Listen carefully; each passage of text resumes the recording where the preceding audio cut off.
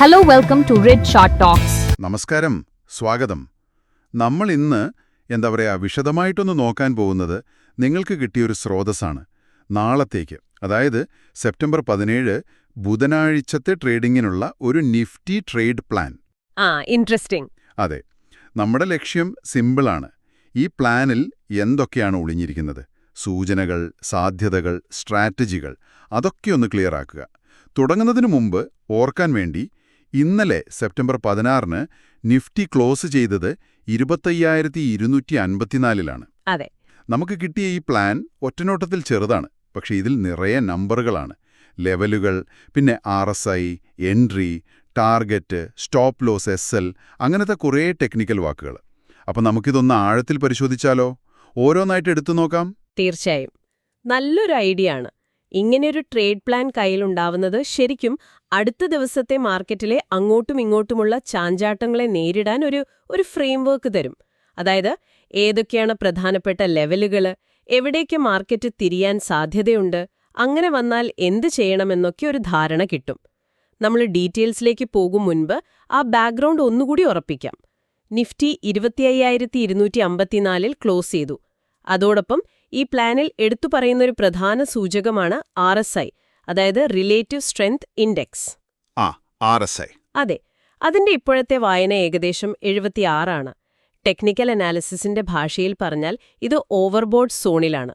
Overbought RSI കേൾക്കുമ്പോൾ തന്നെ എന്തോ ഒരു വാണിംഗ് പോലെ.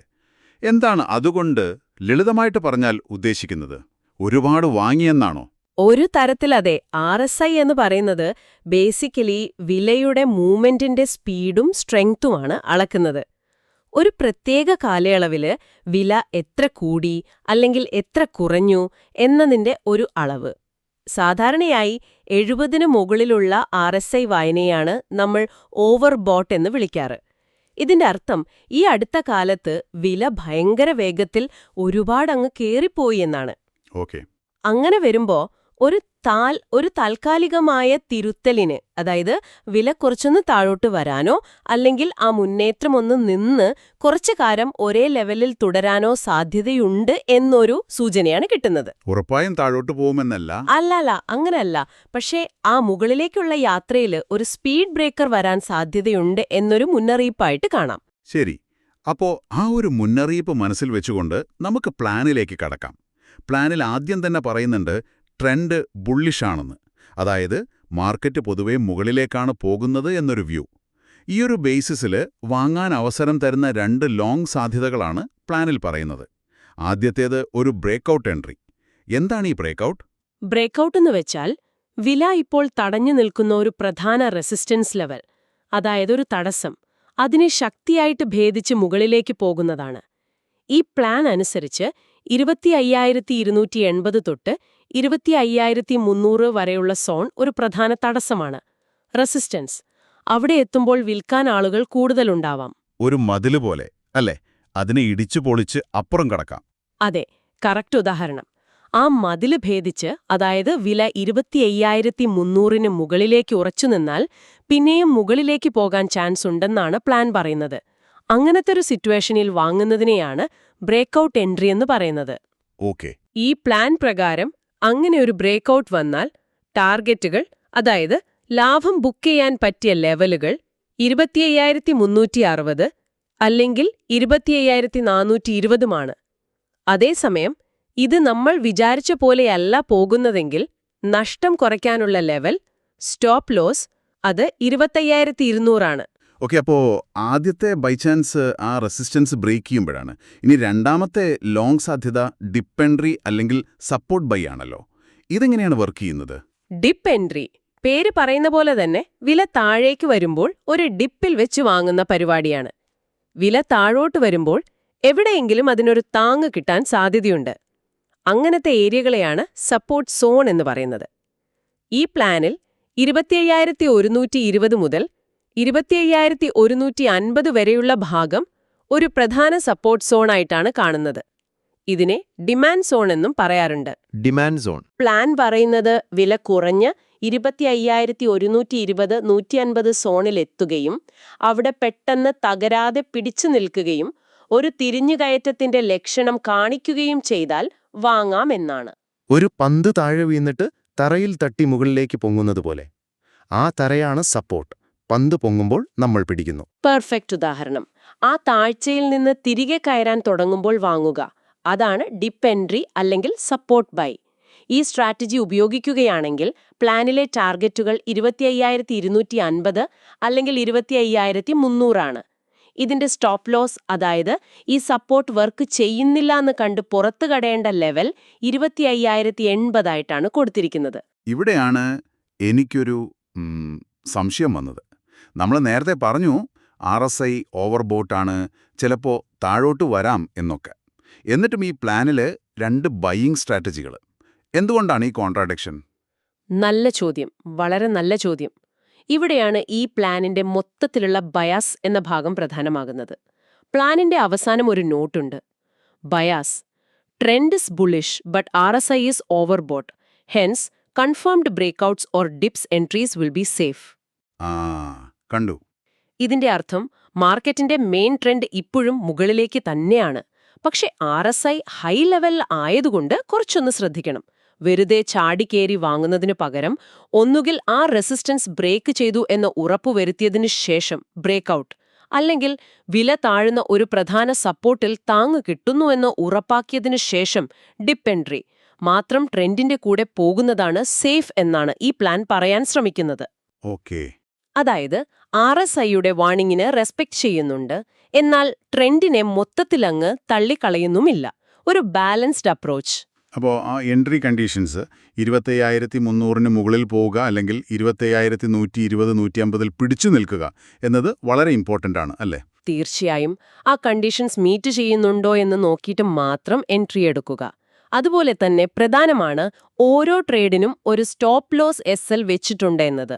നമ്മളൊരു ട്രേഡിൽ കയറുമ്പോൾ അത് ലാഭത്തിലേക്ക് പോകുമല്ലോ എന്ന് പ്രതീക്ഷിച്ചാണ് ചെയ്യുന്നത്. ശരിയാണ്. പക്ഷേ മാർക്കറ്റ് എപ്പോഴും നമ്മൾ വിചാരിക്കുന്ന പോലെ പോകണമെന്നില്ല. നമ്മുടെ കണക്കുകൂട്ടൽ തെറ്റി വില ഓപ്പോസിറ്റ് പോയാൽ നമ്മുടെ നഷ്ടം ഒരു പരിധിയിൽ കൂടാതെ നോക്കാനുള്ള ഒരു സേഫ്റ്റി നെറ്റാണ് സ്റ്റോപ്പ് ലോസ്. ഇത് ട്രേഡിംഗിലെ റിസ്ക് മാനേജ്മെന്റിന്റെ ബേസിക് ആണ്. ഈ പ്ലാനിൽ ഓരോ സെറ്റപ്പിനും അതിൻ്റെതായ ക്ലിയർ സ്റ്റോപ്പ് ലോസ് ലെവലുകൾ തന്നിരിക്കുന്നത് അതുകൊണ്ടാണ്. ശരി. അപ്പോൾ ബുള്ളിഷ് സൈഡും അതിൽ ശ്രദ്ധിക്കേണ്ട കാര്യങ്ങളും നമ്മൾ കണ്ടു. ഇനി നമുക്ക് മറ്റേ സൈഡിലേക്ക് നോക്കാം. മാർക്കറ്റ് എപ്പോഴും മുകളിലേക്ക് മാത്രം പോകില്ലല്ലോ. താഴേക്ക് പോകാൻ ചാൻസ് ഉണ്ടെങ്കിൽ ഈ പ്ലാൻ എന്തു പറയുന്നു? ഷോർട്ട് പോകാനുള്ള, അതായത് വിൽക്കാനുള്ള സാധ്യതകൾ. ഇതിലും 2 കാണുന്നുണ്ട്. ആദ്യത്തേത് റിജക്ഷൻ. അതെ, റിജക്ഷൻ അറ്റ് റെസിസ്റ്റൻസ് എന്ന് പറയാം. ആ റെസിസ്റ്റൻസ് ലെവലിൽ വെച്ച് വിലയെ തള്ളിക്കളയുക. ഇത് നമ്മൾ നേരത്തെ പറഞ്ഞ അതേ ബ്രേക്കൌട്ട് ലെവലായ 25,280, 25,300 സോണിൽ തന്നെയാണല്ലോ. പക്ഷെ ഇവിടെ നടക്കുന്നത് നേരെ ഓപ്പോസിറ്റ്, അല്ലേ? വില ആ മതിലിന് മുകളിലേക്ക് പോകാൻ നോക്കുന്നു, പക്ഷെ പറ്റുന്നില്ല. അവിടെ തട്ടി താഴേക്ക് വരുന്നു. എക്സാക്ട്ലി. ബ്രേക്കൌട്ട് ആകുന്നതിന് പകരം ആ റെസിസ്റ്റൻസ് സോൺ സ്ട്രോങ് ആണെന്ന് തെളിയിച്ചുകൊണ്ട് വില അവിടെ നിന്ന് താഴേക്ക് തിരിയുകയാണെങ്കിൽ അതൊരു ഷോർട്ട് ചെയ്യാനുള്ള അവസരമായിട്ട് ഈ പ്ലാൻ കാണുന്നു. മുകളിലെ തടസ്സത്തിൽ തട്ടി ഒരു പന്ത് താഴോട്ട് വീഴുന്ന പോലെ.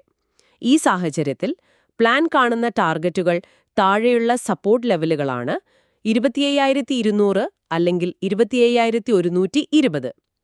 ഇവിടെ സ്റ്റോപ്പ് ലോസ്, അതായത് ഈ റിജക്ഷൻ ഫേക്കാണെന്ന് തെളിഞ്ഞ് വില വീണ്ടും മുകളിലേക്ക് പോയാൽ എക്സിറ്റ് ചെയ്യേണ്ട ലെവൽ 25,340 ആണ്. ഓക്കെ. ഇനി രണ്ടാമത്തെ ഷോർട്ട് സാധ്യത ബ്രേക്ക് ഡൗൺ. ഇത് എപ്പോഴാണ് സംഭവിക്കുക? ബ്രേക്ക് ഡൗൺ എന്ന് പറഞ്ഞാൽ ബ്രേക്കൌട്ടിന്റെ നേരെ ഓപ്പോസിറ്റ്. വില ഒരു പ്രധാന സപ്പോർട്ട് ലെവലിന് താഴേക്ക് ശക്തിയായിട്ട് വീഴുമ്പോഴാണ് ബ്രേക്ക് ഡൗൺ എന്ന് പറയുന്നത്. ഈ പ്ലാനിൽ 25,080 എന്ന ലെവൽ ഒരു കീ സപ്പോർട്ടായിട്ടാണ് കാണുന്നത്. ഈ ലെവലിന് താഴേക്ക് വില പോവുകയാണെങ്കിൽ അത് കൂടുതൽ താഴേക്ക് പോകാനുള്ളൊരു വാതിൽ തുറക്കുന്നു എന്നാണ് പ്ലാൻ പറയുന്നത്. നമ്മൾ നേരത്തെ പറഞ്ഞ ഡിപ്പ് എൻട്രിയുടെ സ്റ്റോപ്പ് ലോസ് ലെവലല്ലേ 25,080? അതെ, അവിടെയാണ് ഈ പ്ലാനിന്റെ ഒരു ഭംഗി. ഡിപ്പ് എൻട്രി എടുത്തൊരാളുടെ സ്റ്റോപ്പ് ലോസ് ട്രിഗർ ആകുന്നത് 25,080 താഴെ വില പോകുമ്പോഴാണ്. അതേസമയം ഈ പ്ലാൻ അനുസരിച്ച് 25,080 താഴേക്ക് വില പോകുന്നത് ഒരു പുതിയ ഷോർട്ട് ട്രേഡിനുള്ള, അതായത് ബ്രേക്ക് ഡൗൺ എൻട്രിക്കുള്ള സിഗ്നൽ കൂടിയാണ്. ഒരു സ്ട്രാറ്റജി ഫെയിലാകുന്നിടത്ത് മറ്റൊന്ന് സ്റ്റാർട്ട് ചെയ്യുന്നു. അതായത് തറ പൊളിഞ്ഞ് താഴേക്ക് പോകുന്നു എന്ന് പറയുന്നത് പോലെ. ശരിയാണ്, ആ ഒരു ഉദാഹരണം കറക്റ്റാണ്. ആ സപ്പോർട്ട് നഷ്ടപ്പെട്ടാൽ അടുത്ത പ്രധാന സപ്പോർട്ട് ലെവലുകൾ തേടി വില താഴേക്ക് പോയേക്കാം. ഈ പ്ലാൻ അനുസരിച്ച് 25,080 ബ്രേക്ക് ഡൗൺ സംഭവിച്ചാൽ ടാർഗറ്റുകൾ 25,000. അതൊരു സൈക്കോളജിക്കൽ ലെവൽ കൂടിയാണല്ലോ.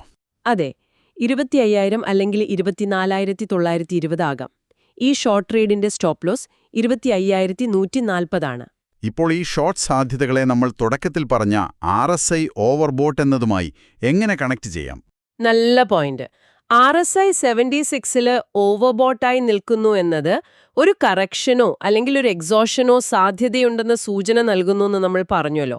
അതുകൊണ്ട് ഈ പ്ലാനിൽ പറയുന്ന റിജക്ഷൻ, ബ്രേക്ക് ഡൗൺ പോലുള്ള ഷോർട്ട് സാധ്യതകൾക്ക് ഈ RSI കണ്ടീഷൻ കുറച്ചുകൂടി ഒരു വെയിറ്റേജ് കൊടുക്കുന്നുണ്ട്.